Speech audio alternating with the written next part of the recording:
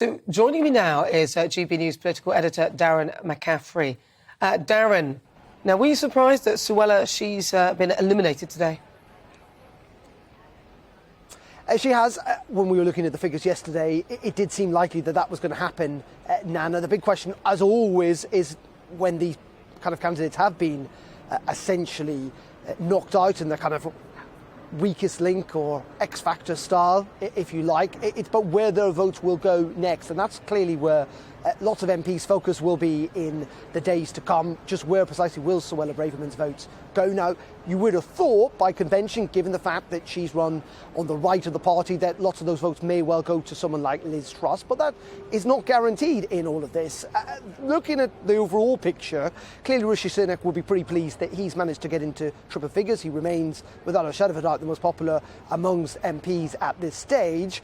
But there is also this sense, and you speak to a lot of MPs, as I've been doing in Parliament today, where there is a momentum behind Penny Mordaunt. She did pick up the most number of MPs in terms of the increase, up 16.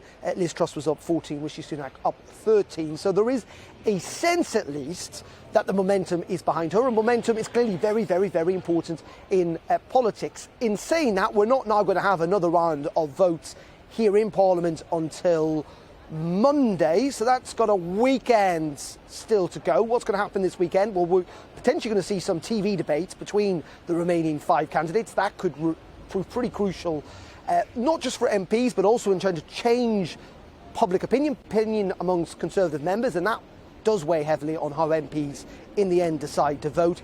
And additionally, really interestingly in all of this, we're going to have lots of articles and kind of investigations and stories in the newspapers over the weekend, and that has done a few candidates in the past a bit of a cropper, in the sense that there may be skeletons in people's cupboards that we're not entirely aware of. So it'll be interesting to see the press coverage this weekend, again, which could have a big impact on this campaign.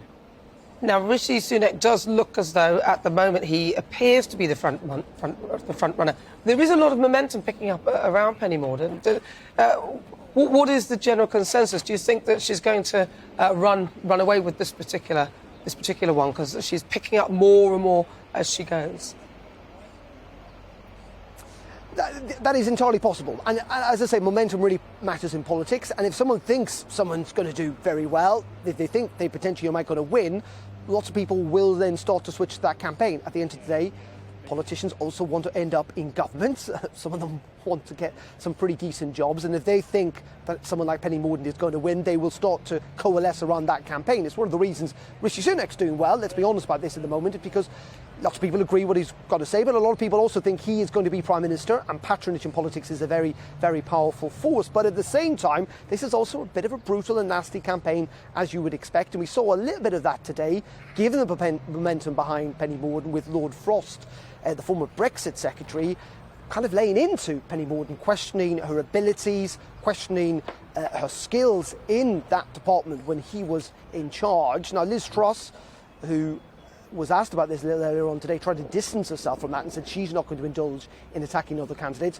But be in no doubt, behind the scenes, MPs and campaigns are briefing against other MPs and campaigns to try and ensure that their man or woman wins this race. So it is going to be absolutely fascinating. I suspect it will get a bit more vicious this weekend. But in the end, this is still a very, very open race, and one that is not going to end on Monday, but may well carry through right until the last minute, until next Wednesday evening, when we should at least then get the final 2. But that is not the race over. Let's not forget about that, because the final 2 then go to the Conservative membership, who will spend this summer deciding which one they want to lead the Conservative Party and which one they effectively also, of course, want to become Prime Minister of this country.